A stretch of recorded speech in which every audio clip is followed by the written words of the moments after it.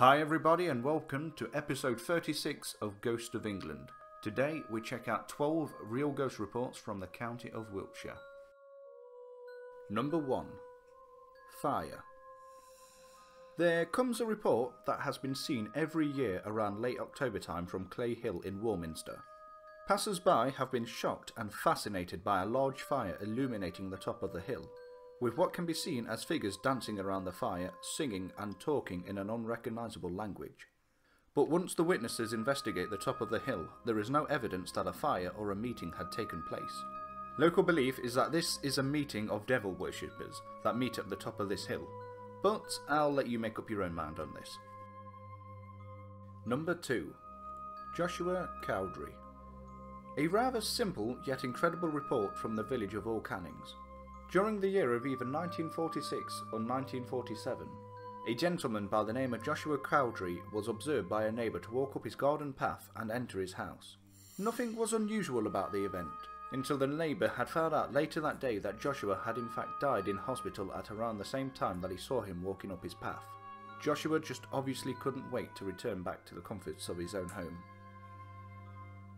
I would like to add, if you can hear any odd noises in the background, my son's having his bowl, so there might be some odd noises in the background.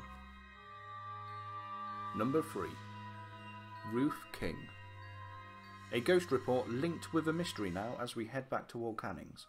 The occupants of a house had on many occasions witnessed a dark figure of a woman in black as she would move from room to room within the property. The spirit is believed to be a former resident of the home, known as Ruth King. It is said that her spirit was supposed to be keeping watch over some money that she had hidden within the house. To date, no money has been found, but instead an empty purse had been found concealed behind a plaster wall. And all I can think is, why would someone go through so much effort to hide an empty purse? Maybe they're close. Number 4. Tan Hill. Tan Hill, located in Allington, has had a few interesting reports over the years. Back in the 1940s, 3 shepherds watched a phantom funeral procession, with figures carrying burning torches and a horse-drawn carriage, and resting on the coffin there was a golden crown. The 3 shepherds, however, were not the first to witness this ghostly event, as the same thing had been seen 70 years previous in the 1870s. There is another separate report from 1962, from a young girl that was walking the hill. She says that she came across an abandoned house that looked out of place. She later found that the house had been demolished several years earlier. When she went back to see the house, she was shocked to find that it was no longer there. Number 5. Returning items. Dave Howells, the manager of Boundary House in Swindon, started to believe that the building was haunted, as items that would be missing for several years would just reappear as though they were never gone. He decided to call in a paranormal team to investigate. The team claimed to have encountered 5 spirits within the property, 1 in the basement, 2 ghosts known as Tilly and Amy upstairs, and Catherine and James within the bar area. As to whether or not spirits were actually the cause of the disappearing items, or just staff members playing a somewhat cruel joke, is up to you. Number 6. Monk with smallpox. At the Dunstan Church in Boltonsborough, there comes a rather sad report of a mournful ghost of a monk that roams the grounds of the church. The story behind the monk was that leading to his death, he was travelling to France to see his dying father, but on his journey he caught smallpox and died himself before being able to see his dying father. Maybe we could all learn a lesson from this spirit, to make the most of life and to see our loved ones as often as we can, as you never know what may stop you in your tracks. Number 7. Bowerchalke. Now time for a few odd reports from Bowerchalke. Near the Applespill Bridge area, 7 men have been seen on several occasions carrying a golden coffin over the bridge, only to disappear once it reaches the other side. This sighting is perhaps linked to a local story that a golden coffin was stolen from a nearby barrow. Also, perhaps just as bizarre, there have been many reports of a ghostly man walking the area jangling a bag of coins. He is said to follow people around, walking closely behind them.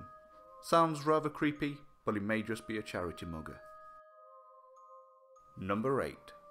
Naked Man.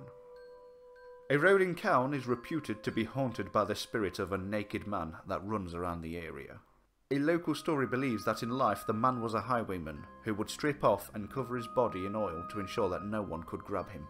Admittedly, this report reminded me of that man from Family Guy. But if this is true, this is the kind of stuff we should have heard about in history. That would have been hilarious. And all I can add to this is, the next time you hear the famous words, "stand and deliver," all you'll be able to imagine is a naked, greased up guy pointing his weapon at you. Let that sink in. Number 9. I want to go home. Many years ago in Bowerchalke, a shepherd became lost in a snowstorm and ended up dying from the extreme cold. His body was found by fellow villagers the following day. It is said that he could be heard sobbing, crying out the words, "I want to go home." It goes without saying that if I ever heard those words while stood in an empty field, a chill would definitely go down my spine, and I would run. Number 10. Fiery-Eyed Hound. Along the A36 there is an area known as Black Dog Woods, and as its name would suggest, it is home to many reports of a large black dog, whose eyes are supposed to glow a fiery red. The legend behind seeing the dog is that you will die within a year of the encounter.